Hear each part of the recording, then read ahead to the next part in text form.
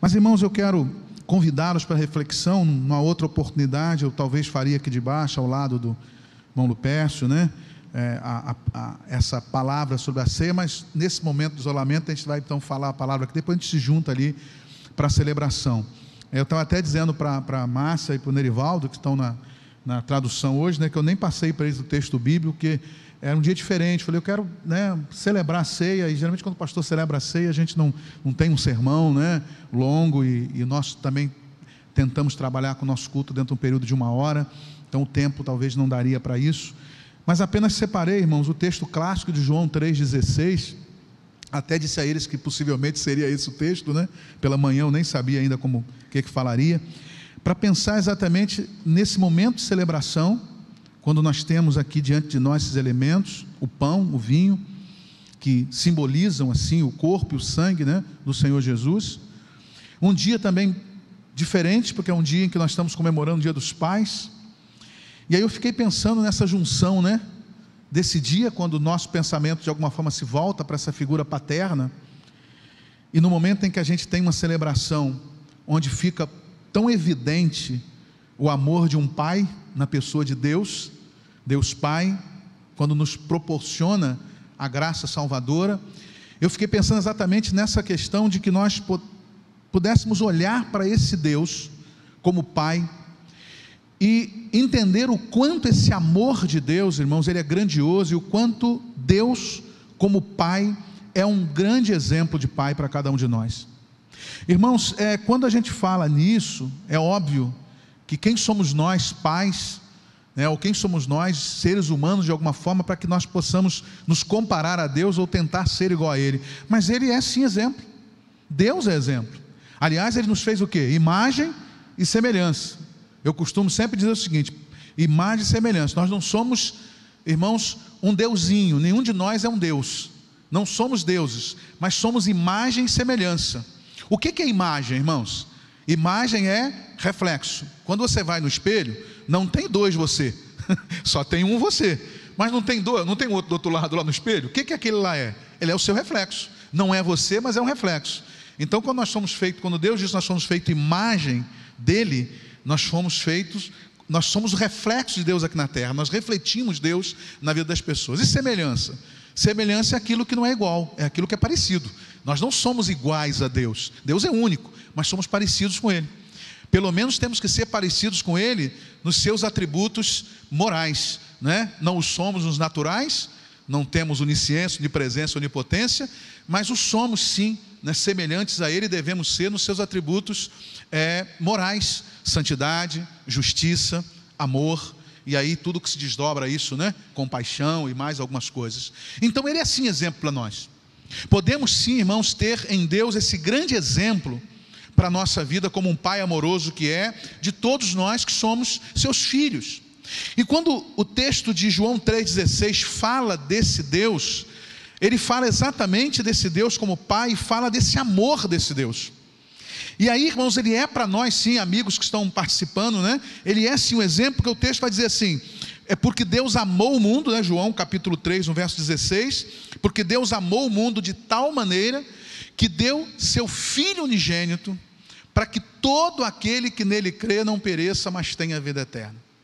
Aonde está, irmãos, nesse texto, esse amor de Pai expressado desta forma, que deve ser para nós um grande exemplo e um grande privilégio tê-lo como nosso Pai? Primeiro, irmãos, um Pai de verdade, um Pai amoroso, um Pai que assume a sua figura paterna. Esse Pai não discrimina filhos, esse Pai não tem de alguma forma preferência para os filhos, mesmo que os filhos sejam diferentes, mesmo que os filhos tenham toda uma diferença de comportamento, de atitude, o Pai, Ele ama de forma igual. O Pai não discrimina. E mesmo que nós, como filhos de Deus, tenhamos comportamentos diferentes, às vezes alguns comportamentos que até de alguma forma entristecem esse Pai, mas a Bíblia diz que Ele amou, irmãos, o mundo. Nós temos um Pai maravilhoso que não discrimina, que não faz acepção de pessoas. Deus, nessa figura paterna e maravilhosa, Ele decide amar a todas as pessoas. Deus, Ele poderia sim, porque Ele é Deus e Deus pode tudo, Ele poderia simplesmente escolher a quem amar, Ele é Deus, e eu não questionaria, nem você questionaríamos uma atitude de Deus de amar apenas os bons, de amar apenas aqueles que o adorassem, de amar apenas aqueles que o reconhecessem como Pai, de amar apenas aqueles que fizessem a sua vontade. Mas Deus, no seu amor grandioso, infinito, é um Pai que decidiu amar a todos. Por isso eu quero dizer uma coisa para você que está participando desse culto agora, ou que vai ter acesso a essa palavra ainda ao longo do tempo, porque ela vai ficar por muito tempo gravada aí no YouTube. Que você possa parar para pensar numa coisa: independente de quem você seja, independente das suas atitudes, independente de você querer ou não esse Deus, independente de você amar ou não a esse Deus, independente de você obedecer ou não a esse Deus, Ele ama você. E isso é fato. Ele ama com amor tremendo. Ele ama com um amor que alcança toda a humanidade, um amor que traz graça para todos. Na preleção do domingo passado ou do outro, não me lembro bem, eu disse isso, quando Tito escreve exatamente isso, que a graça de Deus se é manifestado trazendo salvação a todos os homens. É um amor indiscriminado, é um amor por todos. Por isso eu queria dizer para você isso. Por isso eu queria dizer para você, meu querido irmão, você que já por essa graça foi alcançado, você que já se colocou nessa condição de confissão de Jesus como seu Senhor, e que já tem essa graça salvadora, você entenda isso: Deus o ama de forma incondicional. Você, meu querido amigo, volto a dizer, mesmo que você não tenha ainda se decidido ao lado dele, mesmo que você não tenha decidido ainda amá-lo, confessá-lo, reverenciá-lo, obedecê-lo, mas mesmo assim Deus ama você. E tem mais: esse Deus que ama, diz a palavra, o desejo dele é que ninguém se perca, mas que todos venham ao conhecimento da verdade. Por isso João diz isso. Ele amou o mundo, Ele amou a mim, Ele amou você. Ele não escolheu uma raça para amar, Ele não escolheu uma etnia para amar, Ele não escolheu um povo simplesmente para amar. Ele amou e ama toda a humanidade. Que Pai maravilhoso é esse! Mas esse Deus maravilhoso, nessa condição de Pai, que demonstra esse amor tão grande por cada um de nós, que é um amor que não é um amor indiscriminado, é um amor que não faz acepção de pessoas. Esse Deus como Pai, exemplo para nós também, irmãos, numa outra situação bastante interessante. Só um verdadeiro, eu disse anteriormente que só um verdadeiro pai, só um pai realmente amoroso, só um pai que assume a sua paternidade, é um pai que, independente da condição dos filhos, ele ama de forma igual, ele não discrimina. Mas no segundo lugar, irmãos, um verdadeiro pai, um pai que assume a sua paternidade, um pai que ama de verdade, um pai que é um pai de verdade, esse pai, ele está disposto a fazer qualquer sacrifício para o bem-estar do filho. Não é assim nós que somos pais?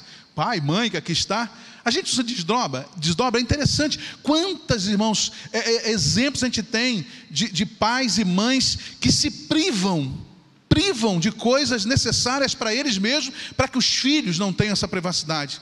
Quantos de nós, os pais, não lutamos para dar o nosso filho, não fazemos qualquer sacrifício, não vamos às vezes ao extremo dos nossos esforços para simplesmente ver o nosso filho sorrir? Nós somos assim, o pai de verdade é assim. E aí, irmãos, eu olho para Deus e vejo Deus fazendo, na verdade, o maior de todos os sacrifícios por amor a nós, seus filhos. O texto bíblico diz que Ele amou o mundo, que é um amor indiscriminado. Mas o texto bíblico diz, então, todo mundo conhece esse texto, é o texto áureo da Bíblia, né? É um texto que todo mundo conhece, desde lá no Ministério Infantil a gente já aprende esse texto, João 3,16. Ele diz isso, exatamente, que Deus amou o mundo de tal maneira que deu o seu único filho, para que todo aquele que não pereça, mas Deus entregou o seu único filho. E meus queridos e amados irmãos, quando Deus entrega o seu único filho, e essa palavra único, ela é relacionada à palavra unigênito, ou seja, o único em espécie, não tem ninguém como Jesus, porque nós também nos tornamos filhos de Deus por adoção, a partir desse sacrifício. Mas agora Deus, Ele pega o seu filho, o seu único filho, e Ele sacrifica esse filho, para que nós pudéssemos ter a condição de sermos agora seus filhos. Que coisa interessante, irmãos, porque todos nós somos filhos de Deus, mas somos por adoção, porque a Bíblia diz que Jesus é o Filho unigênito de Deus, ou seja, é o único filho, é o único em sua espécie, não há outro como Jesus, e nós nos tornamos agora, irmãos de Jesus. nos tornamos filhos de Deus por adoção a partir de um ato sacrificial, de um Deus que entrega o seu próprio Filho para constituir, irmãos, agora milhões e milhões e milhões de outros filhos. Só através do sacrifício de Jesus nós podemos nos tornar filhos de Deus. Irmãos, nenhum de nós nos tornamos filhos de Deus se não for através do perdão dos pecados que nos é otorgado a partir do sacrifício de Jesus Cristo na cruz do Calvário. Agora Deus pega o seu único filho, o sacrifica, e esse sacrifício Ele faz por amor a mim e a você, para que a partir desse sacrifício, da confissão dos nossos pecados, a partir do momento em que somos alcançados por essa graça salvadora de Jesus, não sejamos mais simplesmente criaturas de Deus, mas passamos a ser chamados filhos de Deus. Que Pai amoroso! Um Pai que sacrifica o que de mais precioso Ele tem, que é o seu único filho, para que pudesse ser a partir desse sacrifício constituído agora milhões e milhões e milhões e milhões de outros filhos. Que Pai amoroso, um Pai que entregou, que fez sacrifício por mim e por você. Meu querido, eu sempre quando penso nisso, eu não posso deixar de pensar que Deus, irmãos, na sua grandiosidade, Deus na sua soberania, Deus na sua magnificência, Deus no seu poder, Deus é tudo, e esse tudo que é Deus, Ele poderia simplesmente não ter dado esse passo. Ele poderia simplesmente não ter dado o passo de sacrificar o seu único filho por causa de cada um de nós. Que morrêssemos, irmãos, que morrêssemos, que nos perdêssemos, que de alguma forma, irmãos, fosse cessada a nossa existência e que Deus permanecesse ali com o seu único filho. Mas Ele decide, no seu grande amor de Pai, que Ele pegaria o seu unigênito filho, o seu único filho, e que a partir do sacrifício desse único filho, Ele poderia estar agora tendo milhões, milhões e milhões de outros filhos. Eu e você nos tornamos por Jesus filhos por adoção, e agora somos filhos de Deus. E o texto é claro, que a Bíblia diz que nós somos herdeiro de Deus e co-herdeiro com Cristo. Irmãos, o que é mais precioso em tudo isso é que no momento em que nós nos tornamos filhos de Deus, nós nos tornamos também, irmãos, herdeiros de Deus junto com Cristo, que é o seu único filho. E aí entra, irmãos, a terceira reflexão que eu quero fazer com os irmãos para encerrar essa breve reflexão. Num primeiro momento, um pai, um verdadeiro pai, um grande pai, um pai amoroso, o exemplo de pai, esse pai que assume a sua paternidade, ele é um pai que não discrimina, ele ama todos. No segundo momento, esse pai faz qualquer sacrifício pelo seu filho. E num terceiro momento, irmãos, todas as vezes que esse pai faz um sacrifício, ele faz, sabe por quê? Porque um verdadeiro pai, um pai que ama, um pai que realmente exerce a sua paternidade com autoridade como pai sobre os seus filhos, esse pai, irmãos, ao sacrificar por esse filho, o faz para que esse filho tenha realmente o que de melhor esse filho possa ter. E aí o texto vai dizer o seguinte: ele entregou Jesus, ele diz que ele amou o mundo discriminadamente, entregou o seu filho, sacrifício, para que todo aquele que nele crê não pereça, mas tenha a vida eterna. Meu querido irmão, que coisa interessante. Agora esse pai amoroso, além de demonstrar esse amor indiscriminado, além de demonstrar que ele está disposto estava e fez o maior de todos os sacrifícios, esse pai fez tudo isso para que nós pudéssemos ter o melhor, e o melhor que nós podemos ter é isso, é a salvação em Cristo Jesus. Por isso entra aquilo que eu disse antes, irmãos. Agora nós nos tornamos herdeiros de Deus e co-herdeiros com Cristo. Você tem noção do que é um herdeiro? O que é um herdeiro? O herdeiro, ele herda, na verdade, tudo aquilo que o pai tem passa a ser dele. E Deus, na sua infinita graça e misericórdia, nos faz herdeiro dele e co-herdeiro com Cristo. Ou seja, nós dividimos com Cristo toda a herança que Deus tem para cada um de nós. E a maior de todas as heranças que Deus tem para nós, mas é isso que o texto está dizendo. A nossa maior herança não é o melhor emprego. A maior herança que Deus tem para nós não é simplesmente a cura de uma enfermidade. A maior herança que Deus tem para nós não é simplesmente uma casa nova, um carro novo, não é um benefício material. A maior herança que Deus tem para nós é isso aqui, ó, para que nós não pereçamos, precisamos para que nós vivamos, para que nós tenhamos vida eterna: a salvação, a graça, o perdão de pecados, a vida eterna, o desvio do inferno e agora caminhando para o céu. Essa é a maior herança que Deus tem para cada um de nós: vida. Porque essa herança Jesus tem, porque mesmo que Ele tenha se sacrificado, e mesmo que Jesus tenha morrido na cruz do Calvário pelos nossos pecados, ao terceiro dia Ele ressuscitou, ao terceiro dia Ele venceu a morte, ao terceiro dia Ele decretou a derrota de Satanás e decretou a grande vitória de Cristo. E quando Ele ressuscita dos mortos, Ele garante a mim a sua vida eterna. Agora, esse Cristo que sacrifica-se pela sua graça, que me alcança, eu que sou filho de Deus, adquiro junto com Ele, passo a ter, irmãos, a ressurreição de Jesus é a garantia da minha ressurreição. A saída de Jesus do túmulo é a garantia de que eu não vou ficar no túmulo. Quando Jesus, meus amados irmãos, levanta daquela sepultura ao terceiro dia, Ele vai olhar para o diabo, vai olhar para o inferno e vai dizer assim: acabou, porque a partir de agora eu ressuscitei, e todos aqueles que se tornarão filhos de Deus a partir do meu sacrifício não morrerão jamais, estarão vivos para sempre. E aqui está, irmãos, o pão e o vinho. Aqui está o corpo e o sangue desse Cristo que sacrificou-se por mim e por você. Talvez a pergunta nessa noite seria aquilo que eu fiz você ouvir agora há pouco: você é uma criatura de Deus? Ou você é filho de Deus? Todos somos criaturas de Deus, mas apenas através da graça salvadora de Jesus e da confissão dos nossos pecados, e da confissão desse Cristo que morreu e ressuscitou por nós, assim nós podemos ser não somente criaturas, mas podemos ser filhos.